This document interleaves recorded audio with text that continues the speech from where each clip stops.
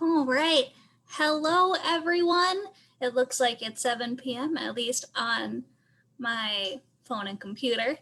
Although it kind of feels a little bit later right now with the sun setting at 4:30. Luckily, we only have a few more days of that before our days start to get longer again, although that kind of takes a while. It's wonderful to see so many people joining us tonight. I'm watching all of our numbers. So we'll go ahead and get started. If you've participated in any of our virtual other programs, you probably already know me. I am Ranger Ashley, and I'm going to be moderating tonight's program. But we are going to go ahead and get started with a short message from Sue, who has an absolutely fantastic announcement that you definitely won't want to miss.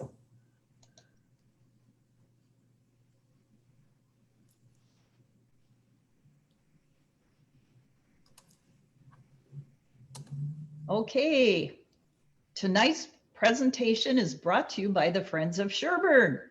In case you don't know who the Friends of Sherburne are, we are a 501c3 nonprofit.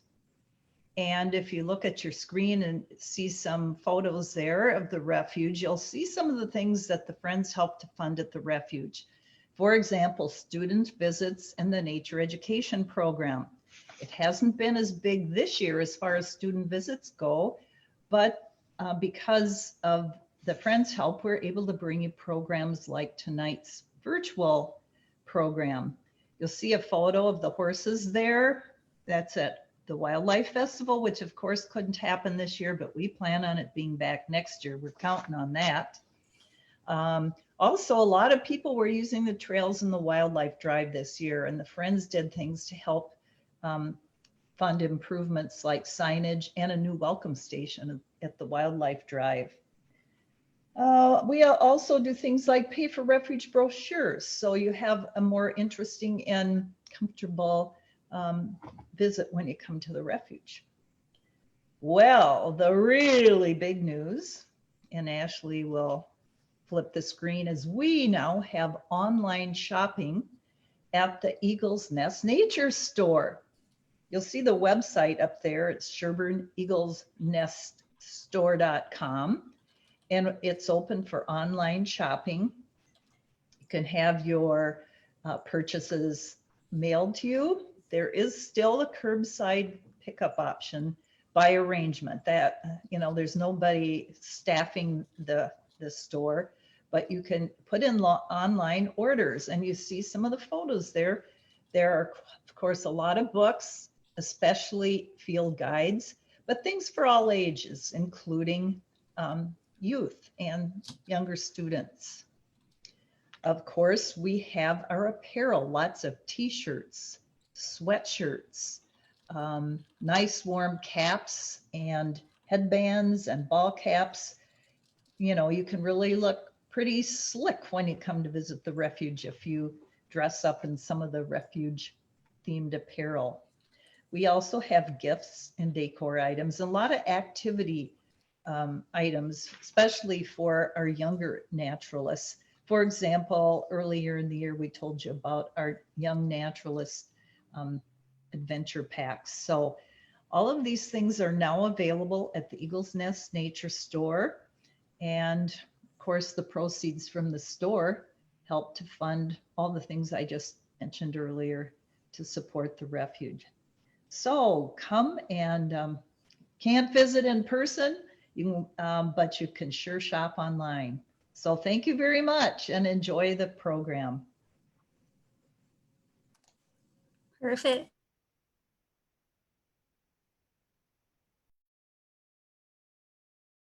All right.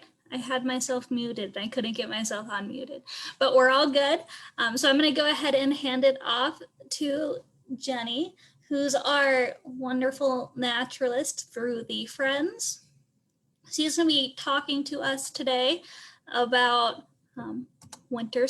Well, I'm getting ahead of myself. I'm going to do housekeeping first. Thank you, Jenny. The program will be recorded, so you can find it later under the Friends of Sherburne videos page. ask questions throughout. We're going to cover a lot of material, so I'm sure you will have tons of questions. So definitely ask all of those. We might answer them through the program, or we are going to do a Q&A at the end. So if you don't get to your question right away, we will try to answer them at the end or even in text after the program. And then, all right, so Jenny, I'll let you go ahead and handle that last bullet point, and it's all up to you. All right, thanks very much, Ranger Ashley. So I just wanted to mention, I put this program together kind of for younger kids and also for teachers and homeschoolers. I'm going to have a lot of question prompts during my presentation here. And if you want to, you can certainly respond if you're watching it live. If teachers, you can always use the recorded program at your school if you would like to. You can kind of pause it at those questions. So you can have a little bit of a discussion with your students prior to learning the answers for some of these things. And our first question we are going to ask everyone, of course, this is about winter survival methods of animals, is how does wildlife respond to winter in Minnesota? So you could think about that a little bit. You know, what are some of the ways that animals respond to our winter in Minnesota? And kind of the three main ways, you can go ahead and head to the next slide.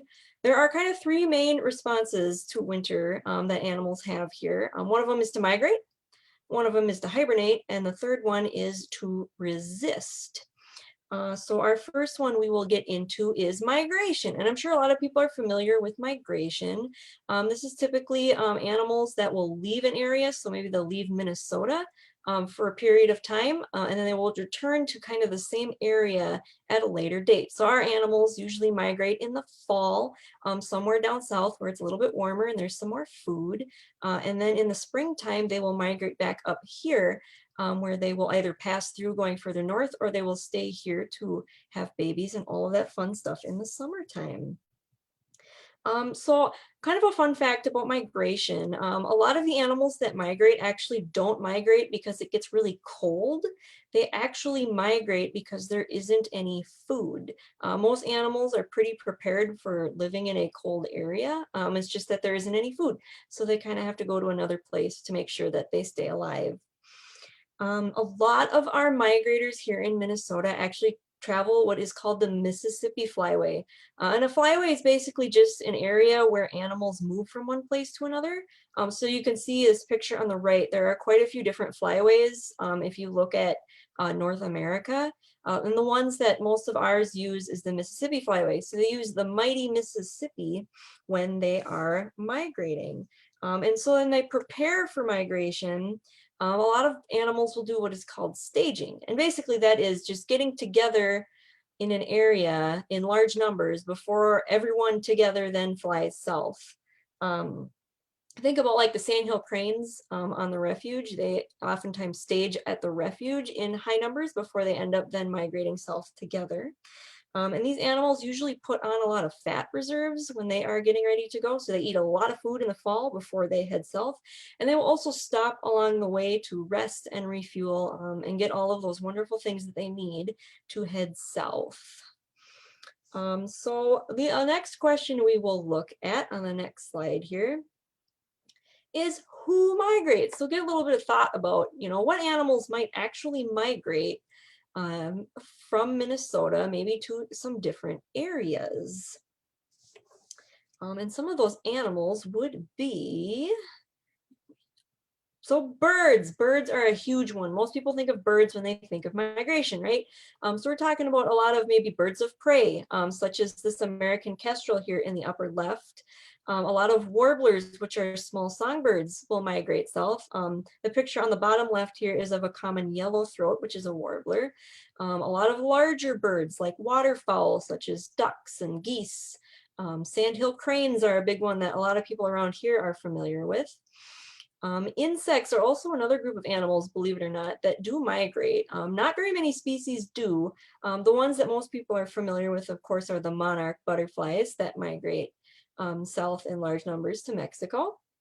There are also several dragonfly species that migrate. The picture I have here on the bottom right is of a common green darner dragonfly. And actually, when these darner dragonflies start migrating south, American kestrels will actually follow them because they're very small birds of prey and they will eat these dragonflies as they fly south. And this other picture that I have, the super special bird that is in this beautiful white box, is a dark-eyed junco. And believe it or not, some animals migrate to Minnesota. So they migrate here for the winter. They think that there's plenty of food in our area for the winter. So these birds usually live in northern Canada for the summertime, and then they'll migrate south. Rough-legged hawks are another bird that migrates here, and occasionally we do get snowy owls down here when the lemming, which is a small mammal, when the lemming population dwindles a little bit in Canada, they'll come further south so that they can eat. So our next method of animal survival is hibernation. This little guy is a woodchuck, and of course he hibernates. And I think a lot of people are relatively familiar with hibernation, right? It's just when an animal sleeps through the winter months. They usually put on quite a bit of weight in the fall before they do this sleeping. They may stock up some food for the winter so they have it to eat. And most people I think are familiar with what I'm calling here that's true hibernation. So this is where like the heart rate drops, the breathing rate drops, there's usually a drop in temperature of the animal, and they're in this deep sleep and it's hard to wake them up from that. They're in this throughout the entire winter season. Now torpor is maybe a new vocab word for some people. This is where there are shorter periods of the deep sleep, and then they also wake up periodically throughout the winter time to eat, go to the bathroom, get a drink of water. Sometimes these animals can be found active on warmer days in the winter time. And these animals, some animals will actually make their own antifreeze, which is just kind of a way that they put certain chemicals into their blood so that they don't freeze in the wintertime. And some animals are actually capable of partially freezing in the wintertime, and then they actually come back alive basically in the spring. And these animals hibernate in a lot of different areas. We're thinking of, you know, like holes in the ground, burrows that maybe were dug. They might just bury themselves in the soil below the frost line. Some animals will sit in leaf litter over the winter time. And some animals will actually even bury themselves in the mud underwater, which is kind of an amazing thing to do. So of course, since we know all about hibernation, the next question we want to ask is, who hibernates and who goes into this state of torpor, this very weird word? Because I think some people might be surprised at some animals that hibernate and some that actually do torpor instead. So some of those animals are, so the top animals are the ones that do true hibernation. And here we're talking about like amphibians and reptiles. So snakes, some turtles hibernate. The picture of the frog here is of a wood frog. A lot of frogs and toads will also hibernate. Wood frogs actually do make their own antifreeze, and they do partially freeze in the wintertime. They hibernate in the leaf litter. A lot of rodents hibernate, like the woodchuck in the last picture, chipmunks, a lot of ground squirrels. There actually are some insects also that hibernate in the wintertime. And of course, I'm sure everyone's familiar with the woolly bear caterpillar on the way left. Those guys will hibernate in leaf litter. Also, queen bumblebees will hibernate, as well as if you're ever familiar with a Luna moth. It's a very beautiful kind of bright blue-green moth. They actually hibernate in their cocoons in the winter time. And these three animals on the bottom are some examples of animals that use torpor. Believe it or not, this is a morning cloak butterfly, and they actually just do torpor in the wintertime. So if it's a really warm winter day, there is a chance you might come across these guys moving around a little bit in the wintertime. A lot of mammals do torpor, so we're talking about like raccoons and skunks, badgers also. They may be seen on warmer days moving around, but they do like to do at least several periods of deep sleep during the winter time. And the last survival method might be the one that everyone knows about, but they didn't know there was a term to it. And those are resistors. So we say these animals just resist the winter. They decide, hey, you know what? We can be active throughout the winter months. We just need to adapt to that. And adapt just basically means a change that an animal does in order to live in a habitat that changes.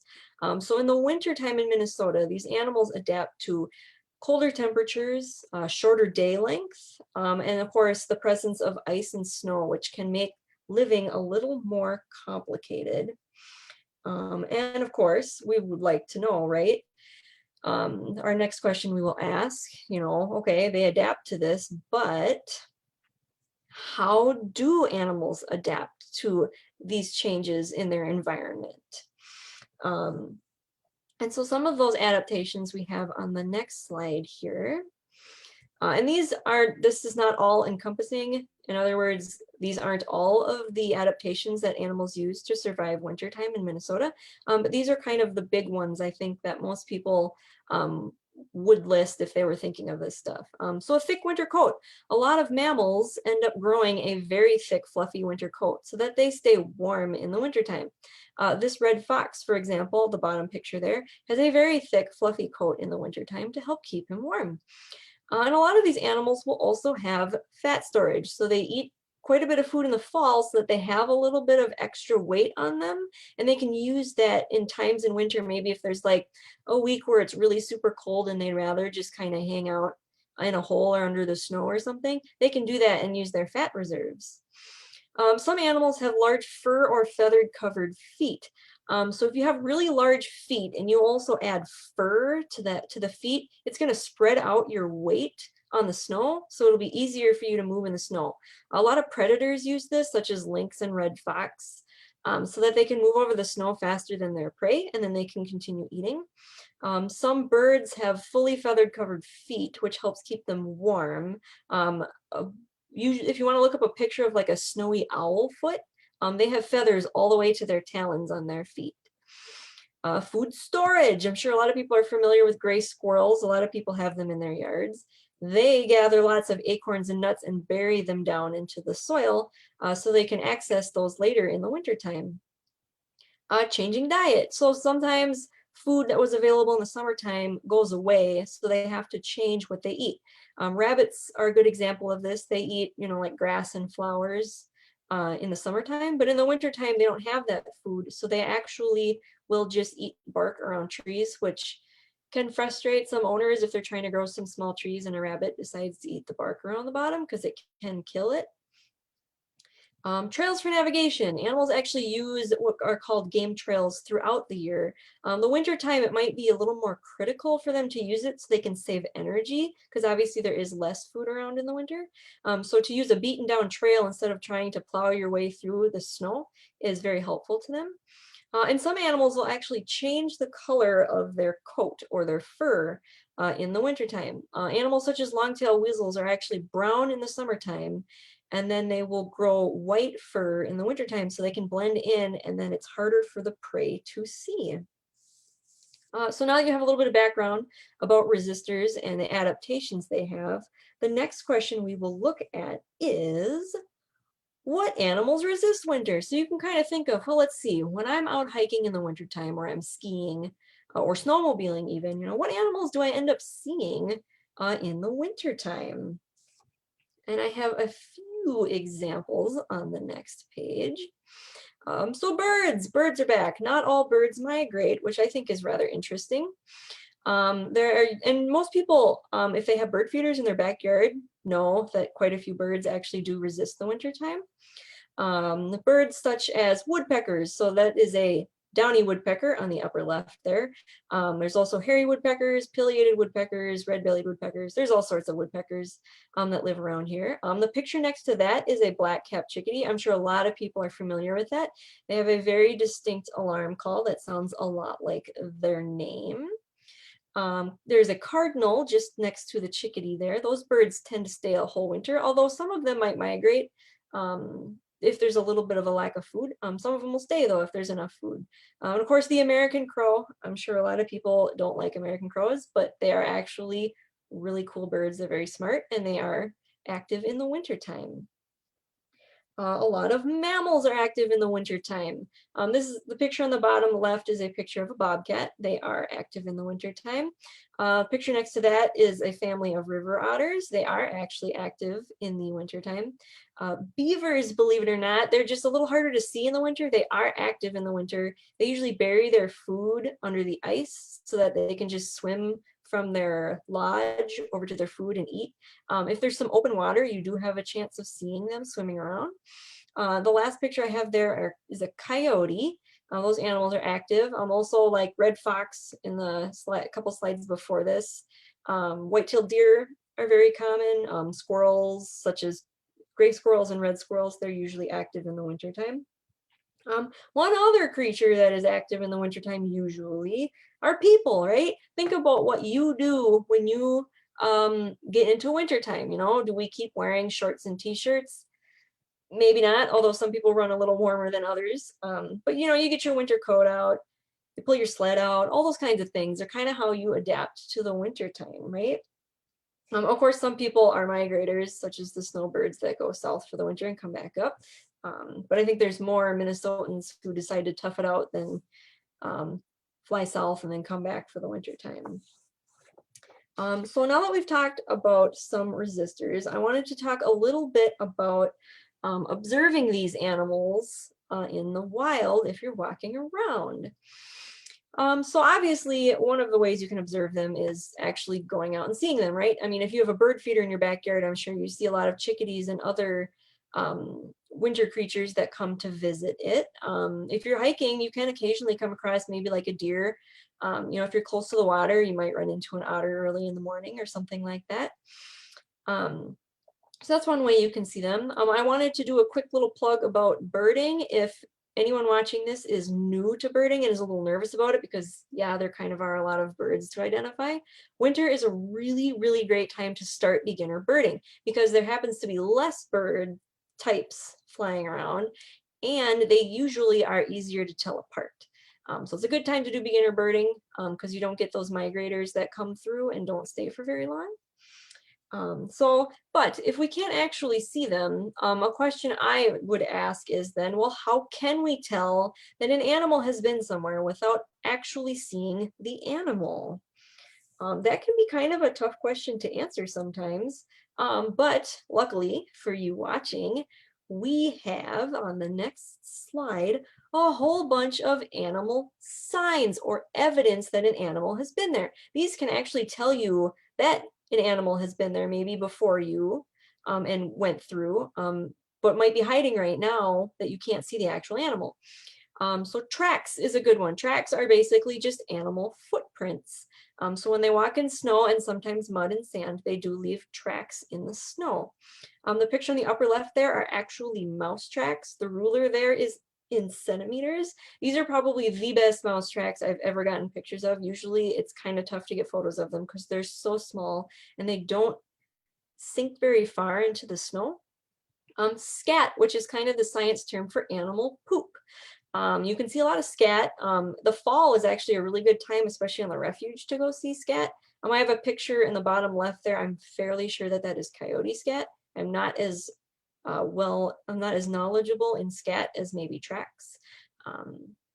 But scat's a really good one to see out in an area. Imprints, although that kind of falls under tracks. When I wrote imprints here, I was thinking of like when owls hunt in the wintertime, they'll actually kind of dive into the snow and they leave a very distinct wing imprint in the snow. You might see like mouse tail drag marks or something like that for a creature that has longer tail. Things like that can help you tell what maybe went before you in nature. You might find like pieces of fur or maybe some feathers from a bird or something like that on the ground. Animal homes, it's actually a really good time in the winter to see a lot of animal homes because the vegetation and like the leaves and trees are not covering it up. Squirrel homes are a really easy one to see up in trees. If you see a pile of leaves in a crook of a tree, it's probably from a squirrel. The picture I have on the upper right here is of a beaver lodge. If it's been snowing a lot and the ice is frozen, which it isn't in that picture, oftentimes beaver lodges that are being used actually have melted snow on the top. So there's no snow on the top because it's so warm inside the lodge. Calls or sounds. A lot of birds give alarm calls throughout the entire year, and you can hear them really well in the wintertime.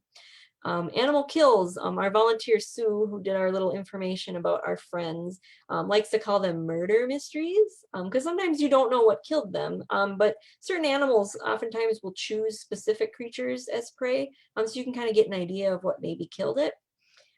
Bones. Obviously this can fall under animal kills, but I was also thinking of in the wintertime, deer lose their antlers. The male deer lose their antlers. So you might come across like a deer antler, which is really cool to find. Browsing or gnawing marks. Deer, when they eat twigs, especially in the wintertime, and they will actually bite and tear twigs off of trees and shrubs, and it's a pretty distinct look to it. Some animals like rabbits chew along the outside of trees. Beaver also do a lot of chews, although beavers are active throughout obviously the entire year. You can see their gnaw marks almost a little bit easier in the winter time because obviously there isn't any vegetation to cover it up. And food catches. And catches is just a fancy term for an area where an animal stores a bunch of food. So like if a red squirrel, say, grabs a bunch of food and puts it somewhere in a tree for him to eat later, he is literally making a food catch. So I wanted to do a quick note on our next slide here about animal tracks, because sometimes we run into animal tracks and they look like the picture on the left. And if you look, hopefully you can see it. I hope there's no symbol in the way. But it's a pretty distinct deer track next to my little notebook there. You can kind of see both hooves. Deers have 2 hooves on each foot. And you can see both of those clearly in the snow. And if you look just inside where the shrubs kind of start, there's another deer track from the same deer that's moving through. So sometimes you get these really awesome clear pictures. And this one was taken, it had snowed, and then it was kind of an overnight. And then I came the next day before it had snowed again. And usually you can get some really good tracks when you do that. Sometimes you get the picture on the right, which from doing some tracking, I'm pretty sure those are still deer tracks, but obviously it had snowed between the deer moving through and me coming to see it. So it was a little harder to see. So the more you do tracking, the better you're going to get. If you look at, you want to make sure you look at the track size, the gait, which is how an animal moves. So is it walking, is it running, is it jumping? That kind of thing are super important. You can look for those drag marks. If you're looking at maybe a mouse, they will often leave tail drag marks in the snow. You can also look for other signs near the tracks. You know, maybe you're not sure if they're deer tracks, but you follow the tracks a little further and you find a pile of scat. And then you're like, oh yeah, yep, that's definitely deer scat. That kind of thing. Books can also be very helpful. I try to take the smallest book I can with me when I'm hiking, just because I don't want to carry around a bunch of really heavy books. But you can also take pictures and bring them back home and look in these books. Just bear in mind that usually tracks in books are kind of like perfect imprints. So you may only be able to narrow your track down to a couple animals or maybe a group of animals. And that's, you know, the best you can do until you come back next time and maybe see clearer tracks.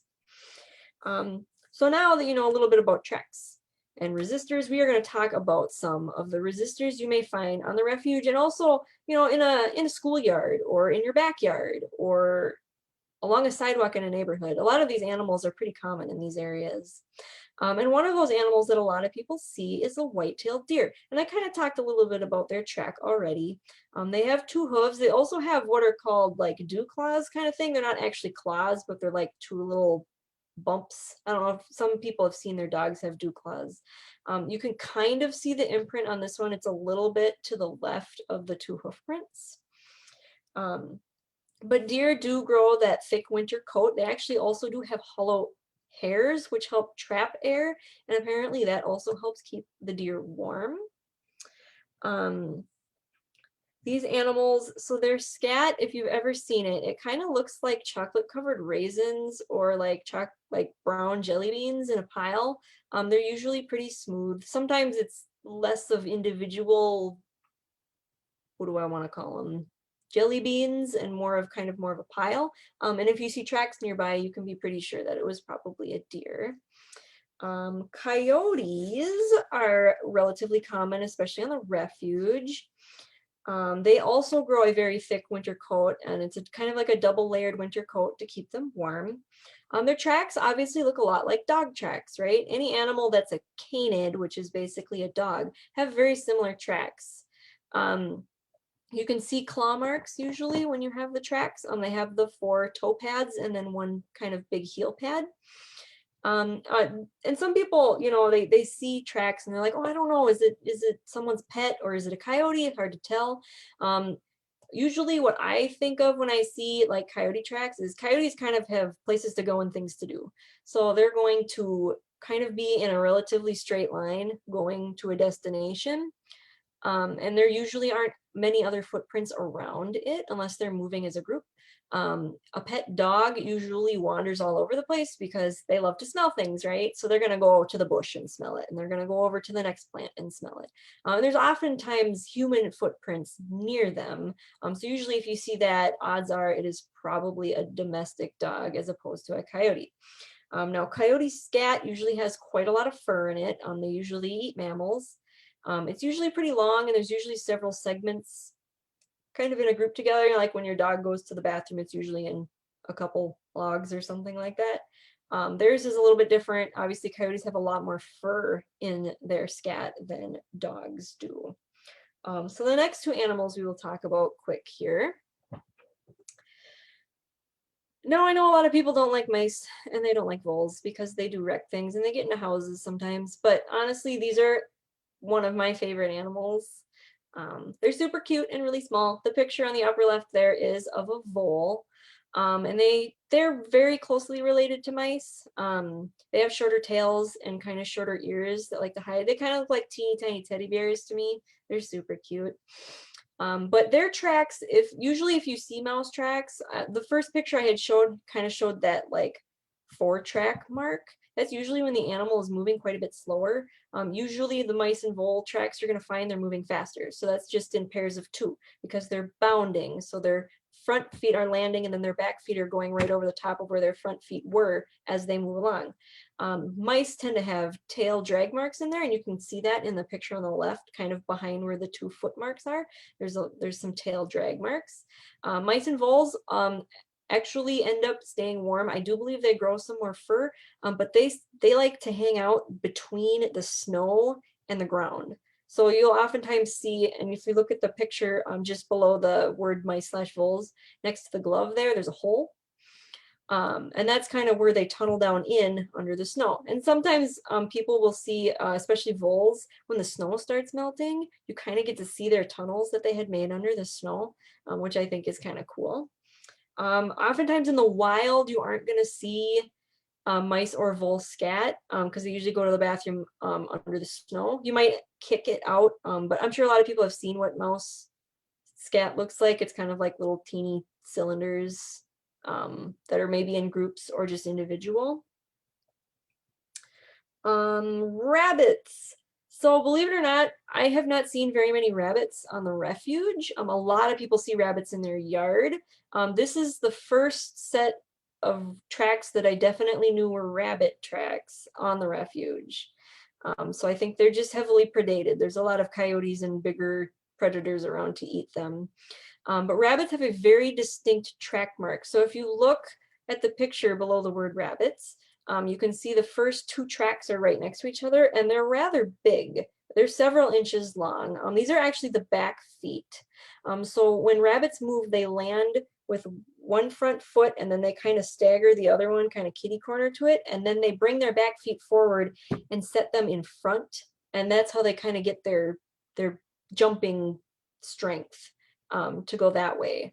So, and one way you can know if you're not sure if you're looking at rabbit tracks, if you see the picture on the left, I kind of drew circles. These tracks are like 5 or 6 feet apart. So they can jump really far. Because I first thought these tracks were some sort of bird track until I noticed the second set. And I was like, oh, okay, these are definitely rabbit tracks because they're really far apart from each other. And it kind of has that distinct track pattern for it. Rabbits also have round balls for scat. They tend to look a little rougher though because they have maybe more vegetation in them. And they're also in piles. So you might have to do a little bit of looking around and a little bit of sleuthing or Sherlock Holmes type investigating to figure out what you are looking at. And we'll do 2 more of these resistors. And our first one is small birds. Birds have very cute little tracks, unless you're looking at like crows, which are cute, bigger tracks. But oftentimes bird tracks are going to be in sets of 2. Obviously, they only have 2 feet. The picture on the left is some sort of ground feeding bird. Usually if you see tracks on the ground, it's going to be your ground bird. Occasionally chickadees and stuff like that do land on the ground, but their tracks are very small, and most birds have 3 toes in the front and then 1 toe at the back. And they usually move in sets of 2 as they kind of hop along. Small birds do eat seeds on the ground. I'm sure a lot of people know this based on the birds that visit their feeders. The seeds you can see in the picture below the word small birds is actually switchgrass seeds. And you can kind of see the tracks. They got a little covered up. When I had visited, there had been a little bit of snow before I got there. But they kind of just hop around and feed. They're very cute. I do like small birds. If you're looking at maybe some larger bird tracks, you might get like crows. They usually almost walk like us. So you see like a track, and then a tiny bit ahead, there'll be another track and another track. So those are probably going to be crows in the wintertime. Although oftentimes you'll probably see the crows walking before they fly away, since they're a little smarter and feel like you can get closer before they fly away. Gray squirrels. So squirrels are super common, I'm sure, in people's backyards. They have the 4-track movement. So they do kind of like rabbits do. They land on their front feet and then they bring their back feet up in front of them and then jump forward. In these tracks, the back feet are quite a bit shorter than rabbit tracks.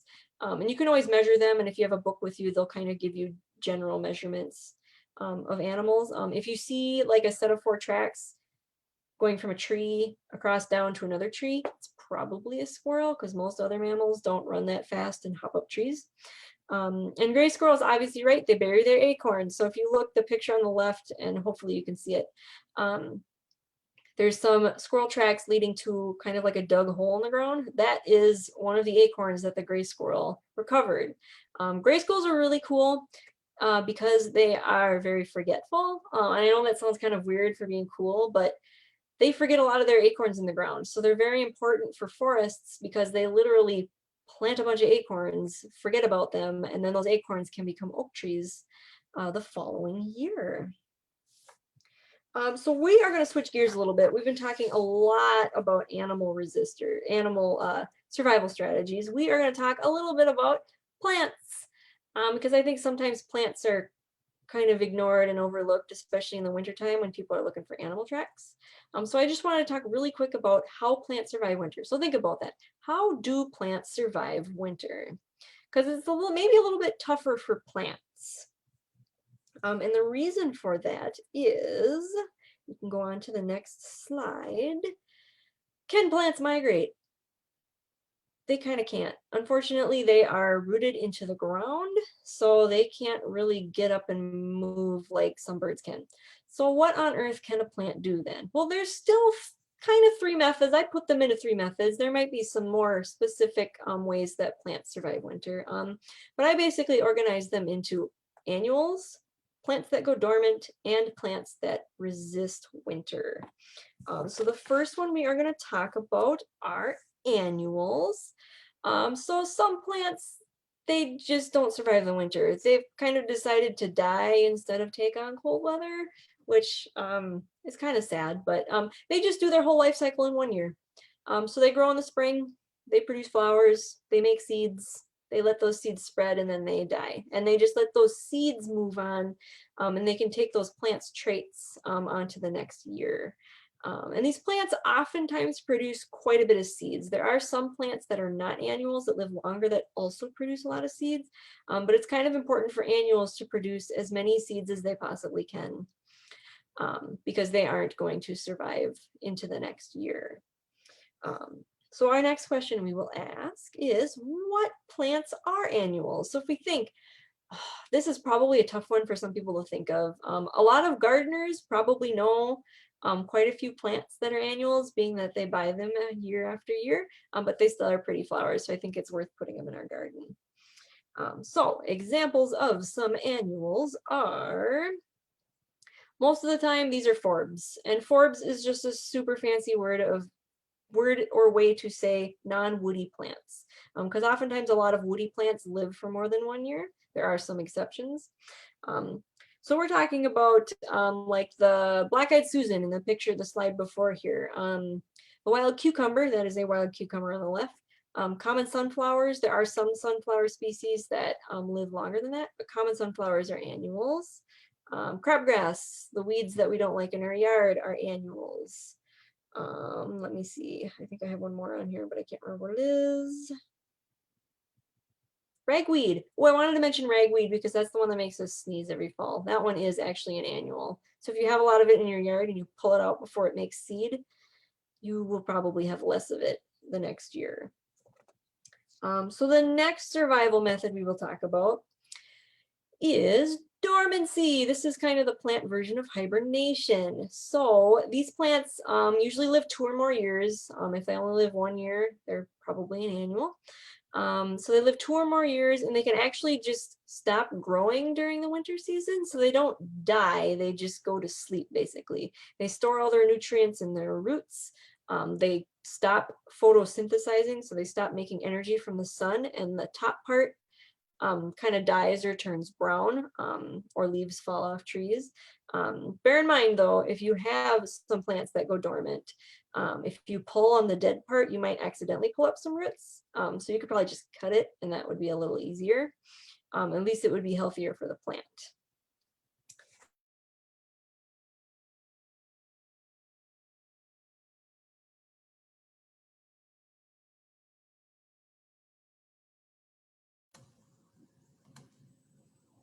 All right, let's see. I don't know if it's I lost my internet or if we lost Jenny. We're going to go ahead and give it a few seconds.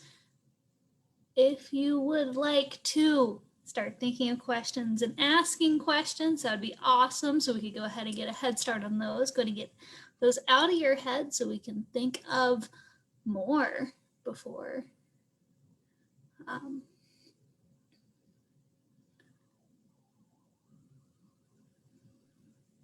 Oh, she's back. Oh boy, I'm back. I was on my hotspot and my internet stopped working for some very strange reason. It's never done that before. I apologize, everyone. But you're back. I was going to have to take over and it would have been a mess. Oh, you would have done just fine, Ashley. Okay, I'm back. Let's try to talk about plants again. I very much apologize for that. Okay, we were just asking what kind of plants are annuals, which would be the next slide. If it will hopefully get there. Awesome. What plants go dormant in the winter? This one you might be able to come up with several plants, I bet. So some examples of plants that go dormant are quite a few plants. There are some forbs, again, those are those non-woody plants. Things like grasses, such as like switchgrass, little blue stem. Quite a few flowers go dormant in the winter, such as thimbleweed, round-headed bush clover, milkweed that monarchs like to eat. Trees are kind of a huge one. So any tree that loses its leaves in the fall goes dormant in the wintertime. So oak trees, ash trees, elm trees, all those kinds of trees. And for trees, you know, the energy cost for keeping leaves alive and trying to make energy from the sun can be really hard. So some of these trees just decide to let the leaves die. And they basically tell the leaves like, we're done, and they pull whatever they need out of the leaves, and then the leaves die and fall off. Oak trees are a little bit special because they do not necessarily tell their leaves to fall off. So the leaves aren't being used by the tree, but they oftentimes will either fall off in a really heavy wind, or just in the springtime when the new leaves start growing. A lot of shrubs also go dormant, things such as like hazelnut, wild roses, that kind of thing, oftentimes go dormant. So we'll go from left kind of over towards the right. The left picture is a picture of switchgrass in the foreground. There's lots of cool winter plants kind of in the background. The picture next to that is an oak tree. The two pictures next to that, the one above is a hazelnut nut. The one below that is thimbleweed. Those are the seeds that thimbleweeds make. And then right one more time to the top is round-headed bush clover. And then below that is little blue stem. So our last group of plants use a fun survival strategy. They resist. What are the odds that they use the same kind of survival strategy as animals do? This is usually a small number of plants. And I put on here stay relatively active during the winter. They do slow down a little bit just because the sun isn't as strong, but they have actually adapted to winter using many methods. And I'm wondering if you can think of the plants that I'm talking about here. If we move to the next slide, we'll see the question. What plants resist winter? You have any idea of what it might be? Let's see. So examples of plants that resist. Conifer trees, right? Plants that have green in the winter time, right? So conifer trees such as like red pine, white pine, what are some of the other ones? Cedar, spruce, hemlock, lots of different kinds of trees. Tamaracks are kind of an exception because they actually do drop their needles in the fall and go dormant in the winter. Some shrubs, such as juniper shrubs, also stay active in the wintertime. There's a juniper on the left here. In the middle is a hemlock, and then on the right is a small red pine tree. So how do they resist? These trees actually do have leaves. Their leaves are just shaped as needles, and those smaller needles help reduce water loss when they are able to move water in the winter. And they also prevent a lot of snow from stacking on top and breaking branches off. Occasionally this does still happen, but those needles kind of help the snow kind of fall off before the branches break off. These needles also have a wax coating which helps reduce water loss. Being that it's really dry in the winter, reducing water loss is really important. And they also have, and when I talk about this next part, it's kind of more for the trees.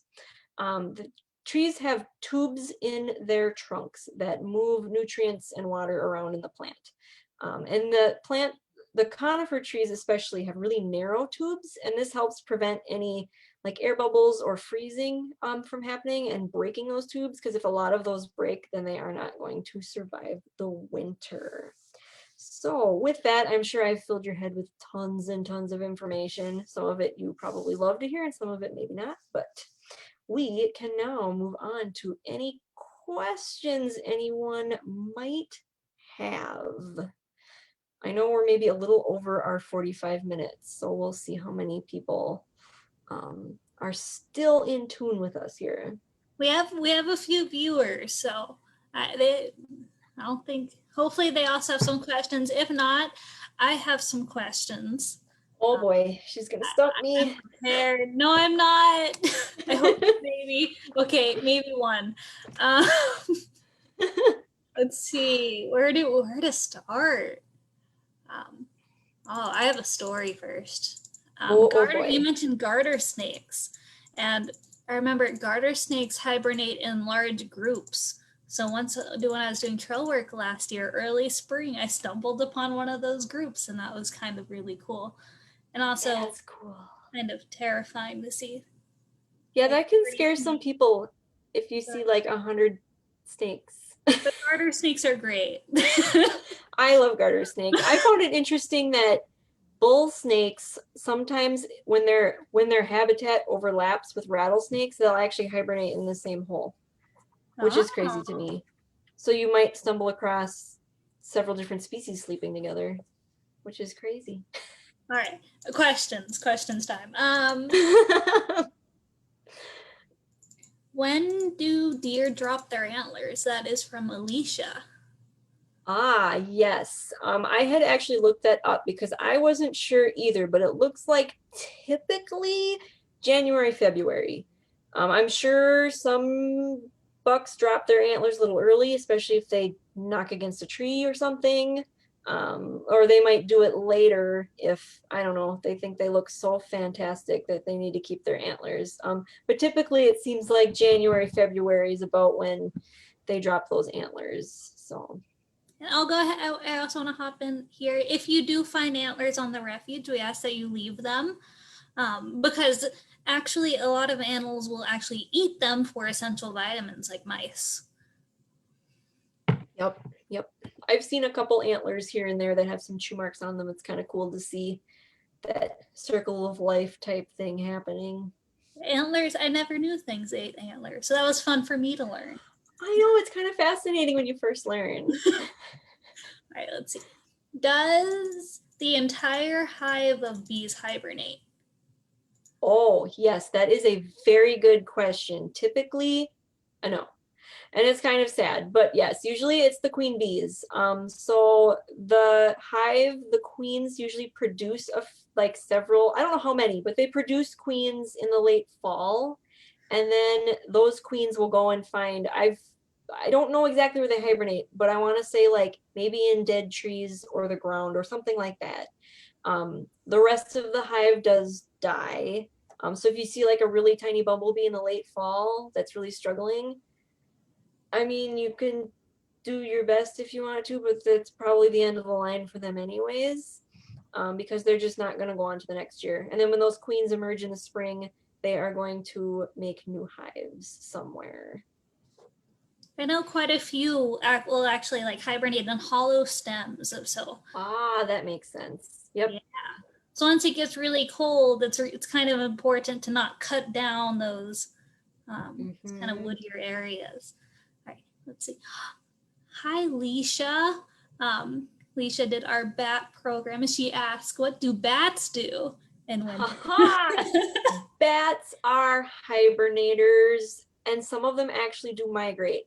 I'm not sure the species, but some bats fly to caves and hibernate there. We don't really have caves around here, so ours either migrate or they hibernate in trees. Or if you're the super lucky person of a really old attic with lots of holes, they sometimes will migrate to people's attics and hibernate in attics, which can be kind of a problem sometimes. But we love bats. They're very, very important. And then we have another flying animal question. What raptors stay on the refuge during the winter? Do we have bald eagles, hawks, owls? So, and Ashley, you probably might be able to provide your 2 cents to this, but from what I understand, the eagles definitely stay. We see a lot of eagles. You get the rough-legged hawks, which actually migrate from Canada down here. And there are several owls that would stay here in the winter. So like great horned owls, probably barred owls. I would say there's probably some screech owls on the refuge too. But I'm trying to think of what other, I would say occasionally you might get like a red-tailed hawk or something that has enough food. Usually they migrate, but I'm not sure what other raptors. I think most of them migrate. We've been seeing a ton of rough-legged hawks this year. I've been Okay. seeing photos of them all over social media. I haven't seen any in a while, but I haven't been to the refuge, unfortunately, in a while. Owls, I know there are owls. I have seen quite a few at Sand Dunes South, which shares the southern border with the refuge. But I haven't seen any on the refuge. They hide really, really well. Normally not paying close enough attention with all that camouflage. I have seen very few owls in my times out and about. So We have another question regarding bats. Alicia asked, so the bats that live in my dad's barn that he thinks leave during the winter probably don't. I mean, you can always check. The barn might get too cold for them, so they may actually look for a different area to hang out. Hopefully not his attic, but they might find some dead trees in the area to hibernate in. If the barn's warm enough, they may stay there. I don't know. I would say maybe you can sneak into the barn and take a peek, but try not to disturb them because it's not good if a bat wakes up in the wintertime. And this one, I can't answer this one. Maybe you'll be able to, Jenny. Um, Barbara asks if we talked about spiders and what they do during the winter. And then, can you name some of the really large spiders found on the refuge? Okay, two-part question. I am not sure what spiders do in the winter time. I would guess there may be a combination of hibernation and maybe laying eggs, that the eggs then can somehow survive the winter and then hatch in the spring. As far as species of large spiders, I would guess, and this is an educated guess, that there are wolf spiders and probably fishing spiders. Those are two big ones that I know are in the state that probably could be found on the refuge. If they're thinking like brown recluse, I have had several experts tell me that brown recluse don't live in Minnesota. So they don't, if you, it would be super, super, super rare to find one that might occasionally end up traveling in like a box from down south or a car that was shipped up maybe, but it's very, very, very uncommon. So I'd say the fishing spider, the wolf spider are probably the biggest two that hang out on the refuge or your yard. That's a tough question. I don't know a whole lot about spiders. I'm still working on not being nervous about them, but There's so much to learn about. yes, they are very fascinating All animals. sorts of wildlife. Yes. All right, we have a question from Madden, Lincoln, and Truman. They want to know more about where the deer live in the winter. Oh, interesting question. So deer are kind of cool animals because they sleep in one area and usually go somewhere else to find food. In the winter time, deer tend to eat twigs. If there's a harvested cornfield, they might go there to eat during the daytime. In the evening, they actually make beds in the snow or the vegetation. So they kind of go into the trees where it's a little more sheltered and I've never seen a deer make one, but it kind of looks like they might like spin around, kind of like dogs do, and then kind of lay. So then they have their nice little hollowed out area that they sleep. And I believe deer kind of live in spread out herds. They might group together a little bit more in the wintertime just to kind of work together to find food and all of that stuff. But and they may just browse twigs as they walk too. If it's really, really cold, I would guess they probably would just stay in their little hollow they made for most of the day if they can. That's what I would do. I would just stay. I mean, if I had to pick a survival method, I'd probably hibernate, but unfortunately I can't do that. So Sue says lots of spiders live in her house during the winter. oh, I suppose, yes, some of them do migrate into people's houses. Yes, that is a good spot for them to hang out. Plus, then they eat all of the flies and crickets They and eat the whatever other ones that gets are in your trying house. to hide in your house during winter. So, Exactly. all right. I'm not seeing any more questions come in. I'm going to give it another second, see if anyone has any last ones. We have lots of thank yous. Oh, good. Everyone is enjoying the program. Right, Yep, well, if and anyone, go ahead. one thing I was gonna say is go and look for these resistors. Ask your teacher, go into the schoolyard because you're gonna find tracks out there. Come to the refuge. We love to have you on the trails. Look in your backyard. You don't really have to go very far to find a lot of these animal signs or even animals. I mean, you can put a bird feeder in your backyard and you might get some chickadees or nuthatches or some cool stuff in the wintertime. So You can go at any time in the warm weather, maybe not see anything, but in the winter, you'll see all sorts of signs. You just have to look close. yep. So, That snow is helpful. we have one more question. What do swans and white pelicans do during winter? Very good question. 99.99% of them migrate. And I'm saying that because if some people are familiar with the the nuclear power plant in Monticello. So there is open water there all year. And remember I said that a lot of animals migrate only because there's a lack of food. So for waterfowl, their food is in the water. So if everything freezes, they kind of have to leave. But if there's open water, they may stay the whole year. I know there are some people that feed them, I think, at the power plant. Not that I necessarily recommend that, but most of them do head south. Or they head to the Mississippi River where there's open water to kind of hang out for the winter time. I did read that Swan Park in Monticello has stopped feeding this year, so they're not Okay. feeding the swans anymore. They Okay. consulted the DNR and some other organizations. So Awesome.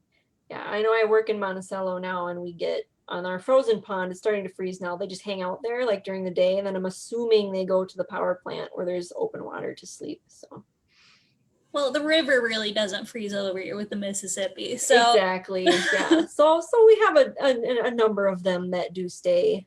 Some of them are just deciding, you know what, Louisiana sounds way better, and they just go there. So. Okay, I think I'm going to call it. Thank you everyone so much for joining us. If you have any more questions, leave them in the comments. We'll try to get back to you. And I will leave you with one parting fact that I came across in my research. Do animals dream when hibernating? The answer is no. And that is because their body is too cold to produce the electrical currents related to dreaming. So Very interesting fact. I like that. I'll leave it there. All right. Thank you, Thank you, everyone. everybody.